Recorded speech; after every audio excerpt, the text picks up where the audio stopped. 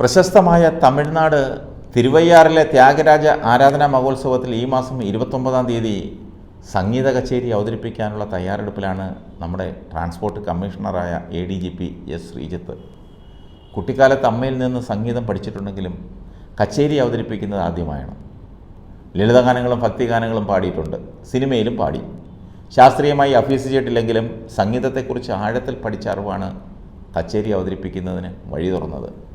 കാടാമ്പുഴ ഭഗവതി ക്ഷേത്രത്തിലെ കാർത്തിക മഹോത്സവത്തോടനുബന്ധിച്ച് സംഗീതജ്ഞൻ വിദ്യാധരൻ മാസ്റ്റർക്ക് പുരസ്കാരം സമർപ്പിച്ച ചടങ്ങിൽ അദ്ദേഹം ചിട്ടപ്പെടുത്തിയ ചന്ദനം മണക്കുന്ന പൂന്തോട്ടം എന്ന ഗാനത്തിലെ ഭാഗ്യശ്രീ രാഗം ശ്രീജിത്ത് ഉദാഹരണ സഹിതം വിസ്തരിച്ചിരുന്നു.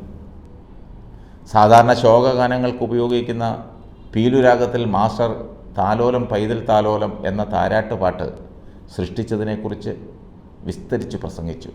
ആ പ്രസംഗം കേട്ട ത്യാഗരാജ ആരാധനാ മഹോത്സവത്തിൻ്റെ സംഘാടകരിൽ ഒരാളായ സുരേഷ് വാസവനാണ് അവിടെ കച്ചേരി അവതരിപ്പിക്കാൻ ശ്രീജിത്തിനെ ക്ഷണിച്ചത്. ക്ഷണം കേട്ടപ്പോൾ ഞെട്ടി. ധൈര്യം പോരാ, പാടാൻ കഴിയില്ലെന്ന് ആദ്യം അറിയിച്ചു. എങ്കിലും സുഹൃത്തായ ഗായകൻ പന്തളം ബാലനോടും സംഗീത സംവിധായകൻ സിബു സൂമാനോടും കാര്യം പറഞ്ഞു. ഇരുവരും നിർബന്ധിച്ചതോടെ തീരുമാനം മാറ്റി. പന്തളം ബാലൻ്റെ വീട്ടിൽ പ്രാക്ടീസ് തുടങ്ങി.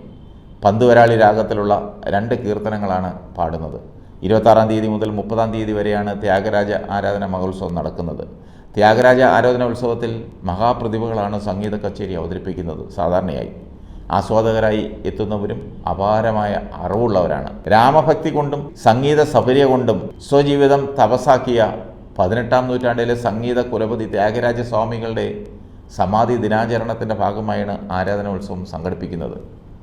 ഞാൻ പാടുമെന്നല്ലാതെ സംഗീത കച്ചേരിയൊന്നും അവതരിപ്പിച്ചിട്ടില്ല, സംഗീതം ശാസ്ത്രീയമായി അഭ്യസിച്ചിട്ടില്ലെന്നുമാണ് ശ്രീജിത്ത് പറയുന്നത്. സംഗീതത്തോട് ശ്രീജിത്തിന് ആവേശമാണ്. അതാണ് ഔദ്യോഗിക തിരക്കുകൾക്കിടയിലും സംഗീതത്തെക്കുറിച്ച് കൂടുതൽ അറിവ് നേടുന്നതിനും അത് ആസ്വദിക്കുന്നതിനും സമയം കണ്ടെത്തുന്നത്.